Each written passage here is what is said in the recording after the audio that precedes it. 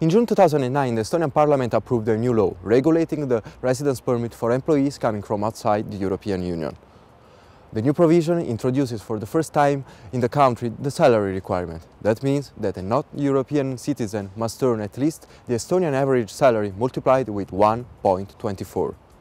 If those requirements are not matched, the Citizenship and Migration Board can invalidate the living permit and ask the foreigners to leave the country. But are those requirements set too high, and are the foreigners well enough informed about the new decree? Africa! The average yearly Estonian wages are published by the Statistical Office, and in 2009 they were about 12,500 Estonian crowns. That means a foreigner should earn at least 16,000 crowns to get a residence permit. We visited Tomomi Uchida from Osaka, living and working in Estonia since 2006, who had to extend a residence permit in July 2009 and was not aware of the new decree. Though I spoke Estonian only, so they could speak to me or explain everything in an Estonian, but the lady just showed me this paper, and then, okay, she was comparing with my contract and the paper. So she was like, okay, like finding out, oh, you have this job title, so your category is like this.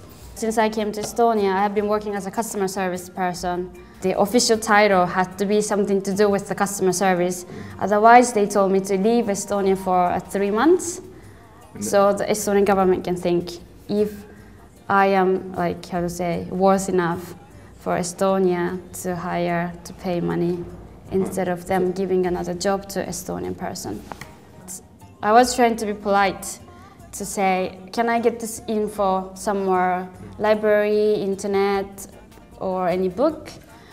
But then again, the answer was maybe. When Tomomi had to deal with the permit, the law had just been introduced, and it seems it was not clear to the employers at the migration office in Vilmsi Street. What are the reasons of this provision? Et me ei võta odavat tööjõudu, kes meil nagu ise on olemas, me tahame ainult neid spetsialiste ja seoses selle palgakriteeriumiga ehk et rohkem palka maksta, me tagamegi selle, et siia tulevadki nii-öelda need tippspetsialistid. Kui see luba on kehtetu, siis isik peab riigist lahkuma. Mingite otsimisperioodi kui sellist praegu hetke välismaast seadus ette ei näe. The alien is well accepted only if it can contribute to the country's economical growth. The immigrants are seen simply as a workforce. In 2009, 521 new permits were issued and 710 were extended. Does Estonia have really to be scared of a big stream of immigrants coming to work?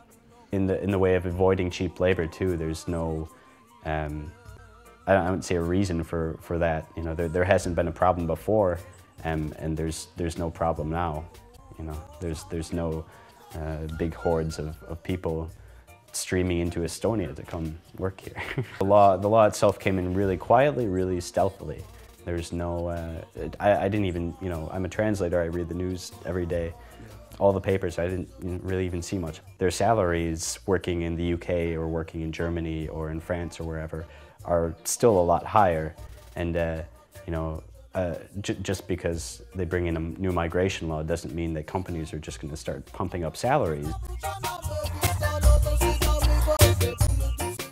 Therefore, the new law has been introduced to increase the productivity of Estonian companies and to make sure that foreigners willing to work in Estonia can contribute to the country's economical growth. In practice, these informations are not clear and not well given to immigrants, whose human dimension is not taken in account and are considered as simply workforce. This seems to us not acceptable in a developed country such as Estonia. Enrico Barone, Tallinn, BFM.